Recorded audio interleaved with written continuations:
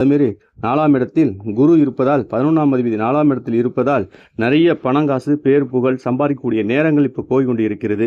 உங்களுக்கு இப்போ குரு தசையாக இருந்தால், குரு தசையில் சனி புத்தியாக இருந்தால் அற்புதமான யோகம். குரு தசையில் புதன் புத்தியாக இருந்தால் அற்புதமான யோகம். குரு தசையில் சுக்கிர புத்தியாக இருந்தால் அற்புதமான யோகம்.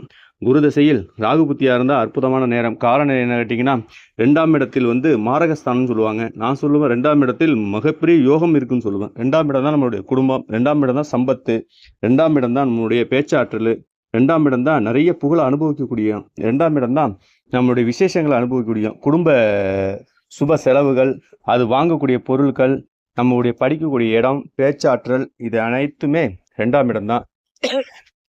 அதனால் இந்த 2ஆம் இடத்தில் நிறைய 4 கிரகங்கள் இருக்குது. அதனால் உங்கள் குடும்பத்தில் கோயில் குளம் காது குத்துவது சுப நிகழ்ச்சிகள் நிறைய விஷயங்கள் நடக்கும். விசேஷங்கள்லாம் நடக்கக்கூடிய காலங்கள் இருக்குது. இந்த வர சனி மாறும் பயிற்சிக்கு காலம் வரைக்கும் உங்களுக்கு நடக்கக்கூடிய சனி பாதச்சனின்னு சொல்லுவாங்க.